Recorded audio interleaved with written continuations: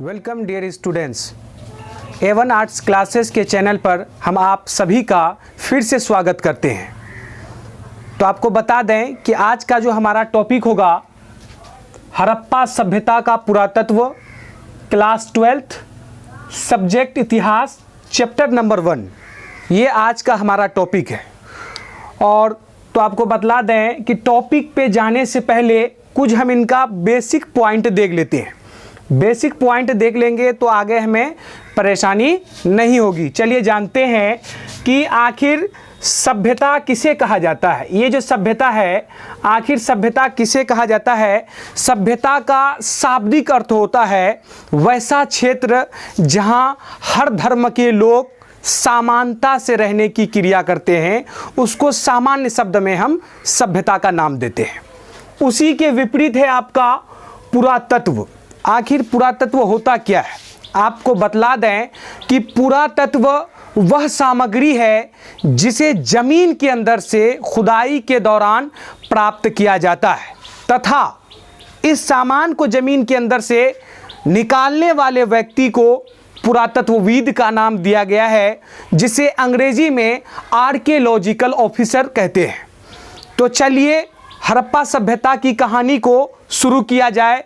इनकी योजना प्रणाली के बारे में, इनके विस्तार के बारे में स्टार्ट करते हैं। तो हड़प्पा जो जान रहे हैं आप, ये एक नगरीय सभ्यता हुआ करती थी।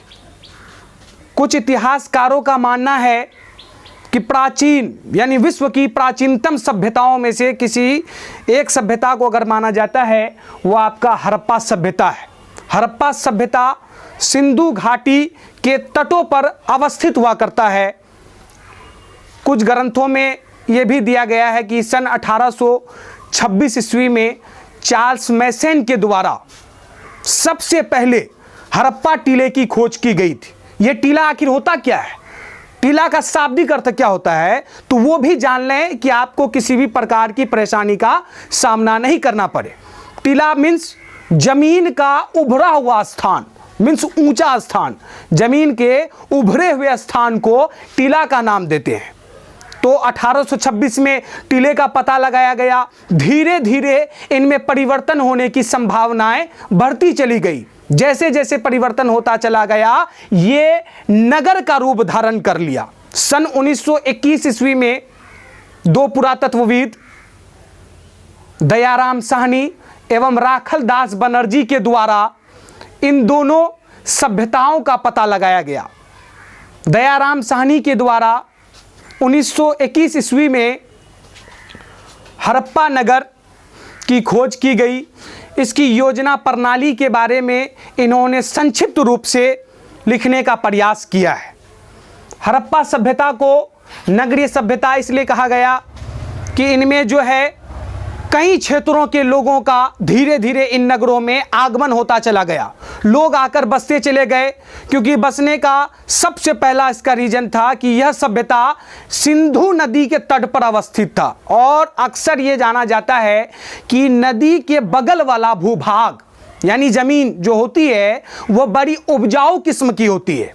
और अक्सर प्राचीन काल के लोग, एंशिएंट हिस्ट्री में रहने वाले लोग अक्सर उन्हीं क्षेत्रों में बसने की क्रिया करते थे जहां सबसे ज्यादा उपजाऊ मिट्टी प्राप्त हो, जल की उपलब्धता हो, किसी भी प्रकार की समस्या उत्पन्न ना हो, वैसे क्षेत्रों में बसने की क्रिया करते थे। तो हड़प्पा सभ्यता आज से 5000 साल पहले अवस्थित हुआ करता था। 5000 साल पहले। और आप सोच नहीं सकते हैं कि 5000 साल पहले क्या लोग सभ्य थे या असभ्य थे। अगर सभ्य थे तो उन लोगों को कहां से पता लगा कि हड़प्पा सभ्यता में कई प्रकार की क्रियाओं को जन्म दिया गया। जैसे कुछ पुरातत्वविद, कुछ इतिहासकारों के द्वारा बतलाया जाता है कि हड़प्पा सभ्यता का जो प्रमुख नगर है वो है मोहनजोदड़ो। मोहनजोदड़ो में एक स्नानागार का पता लगाया गया है और स्नानागार के बगल से, जस्ट बगल से एक पतली नहर निकाली जाती थी। गंदे पानी को निकालने के लिए नहरों का भी इस्तेमाल किया जाता था।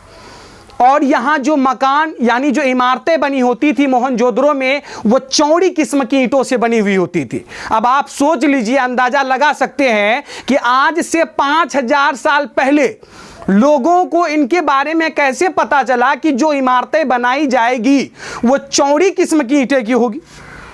तो आपको बतला दें, आइए इनके बारे में हम संक्षिप्त रूप से जानें। हड़प्पा सभ्यता के कुछ 5 प्रमुख नगर हैं, जैसे मोहनजोदड़ो है, मोहनजोदड़ो, लोथल, कालीबंगान,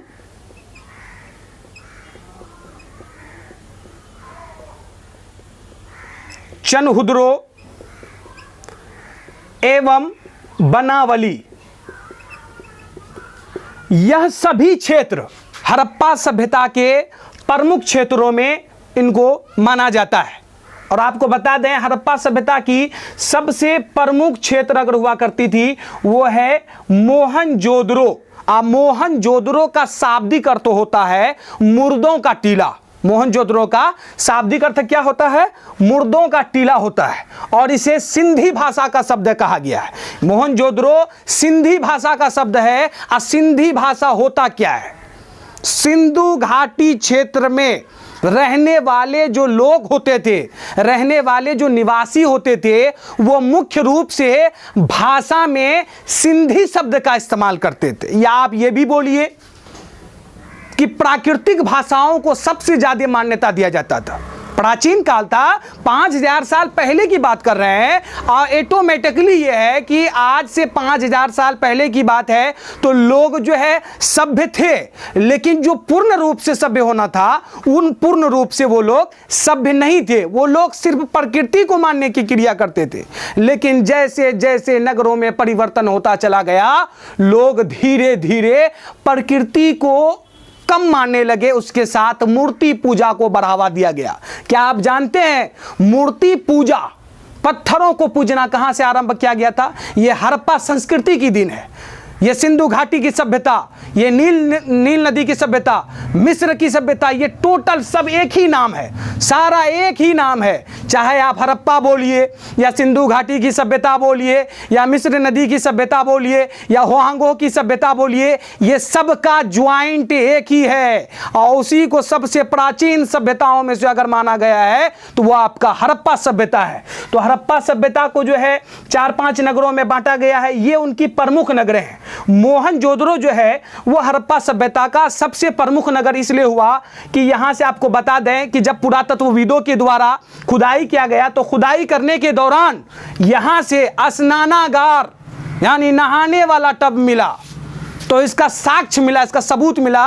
और सबूत मिलने के कारण आप ये भी कह सकते हैं कि प्राचीन काल में लोगों को स्नान करने की विधि भी पता थी, पूर्ण रूप से जल निकासी की प्रणाली के बारे में पता था कि पानी को कहां से इंटर करवाना है, कहां से बाहर करवाना है। तो जल निकास प्रणाली के बारे में इन्हें संपूर्ण रूप से ज्ञान हो चुका था। उसी प्रकार लोथल जो इसका दूसरा नगर है, आपको बता दें कि लोथल ये गोदी के तट पर अवस्थित होता था। गोदी मीन्स होता है बंदरगाह, यानी हड़प्पा सभ्यता का अगर दूसरा कोई प्रमुख क्षेत्र होता है तो वो लोथल है, जिसे गोदी के साथ जोड़ा जाता है। यानी गोदी का अस्तित्व पाया गया था, बंदरगाह का अस्तित्व पाया गया था, तो वो आपका लोथल है। और तीसरा देख लीजिए आपका कालीबंगान है। यह कालीबंगान से जो है बेलनाकार मोहरें प्राप्त हुई, यानी हड़प्पा के अन्य क्षेत्रों से भिन्न भिन्न प्रकार की वस्तुएं पाई गई है जो आने वाले युगों के लिए एक साक्ष्य के रूप में अपने आप को बढ़ावा दिया जा रहा है। आप जानते हैं कि मोहनजोदड़ो, लोथल, कालीबंगान, चनहुद्रो और बनावली, इनसे इनका गहरा संबंध है। क्यों? क्योंकि प्राचीन सभ्यताओं में मानी जाती है, सबसे पुरानी सभ्यताओं में से इसे हड़प्पा को माना जाता है। तो आपने देखा कि हड़प्पा सभ्यता की जो सर्वप्रथम खोज हुई थी एक टीले के रूप में हुई थी। 1826 में चार्ल्स मैसन के द्वारा किया गया, सबसे पहला टीला का पता लगाया गया। धीरे धीरे धीरे विस्तार के रूप में ग्रहण कर लिया, ये अग्रसर होता चला गया और आगे चलकर ये एक नगर का रूप धारण कर लिया। अब देखिए कि यहाँ के लोगों की जन प्रणाली क्या हुआ करती थी। अब कुछ इतिहासकारों का मानना है कि हड़प्पा सभ्यता के जो लोग हुआ करते थे वो मुख्य रूप से गेहूं, धान, जौ, बाजरा की खेती कर अपने और अपने परिवार का जीविकोपार्जन करने की क्रिया करते थे। उसी प्रकार जो है इन सभी क्षेत्रों में उसी नियम प्रणाली को जो है सुचारू ढंग से चलाया जाता था। तो आपको इसका सबसे पहले आप लोग स्क्रीनशॉट ले लीजिए। इनके प्रमुख नगर हैं, हड़प्पा सभ्यता के प्रमुख नगर हैं। अक्सर 12th के एग्जाम में जो है मोस्ट इंपोर्टेंट रहता है कि हड़प्पा सभ्यता का सबसे बड़ा नगर कौन सा है, तो आपका मोहनजोदड़ो है। गोदी का अस्तित्व कहां से प्राप्त हुआ? गोदी का मतलब होता है बंदरगाह। बंदरगाह का सबूत कहां से प्राप्त हुआ? तो लोथल से प्राप्त हुआ है। यह आपका मोस्ट इंपोर्टेंट टॉपिक रहता है। उसके बाद तीसरा में देखिए कालीबंगान है। अब कालीबंगान से पूछा जाता है कि बेलनाकार मोहरे कहां से प्राप्त हुई है, तो वो है कालीबंगान है। ये सब आपका बहुत ज्यादा इंपॉर्टेंट है। इनका एक बार आप लोग स्क्रीनशॉट ले लीजिए, फिर बढ़ते हैं।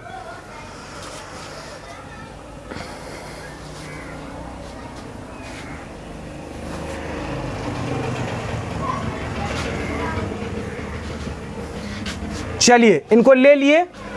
अब जो है एक ये लिख लीजिए कि सन 1921 ईस्वी में है ना, दयाराम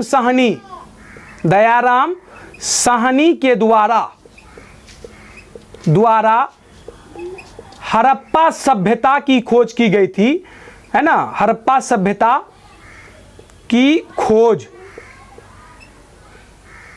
की गई थी। चलिए ये आपका एक स्टार वाला पॉइंट हो गया, लिख लीजिए इसको, इसका स्क्रीनशॉट ले लीजिए। चलिए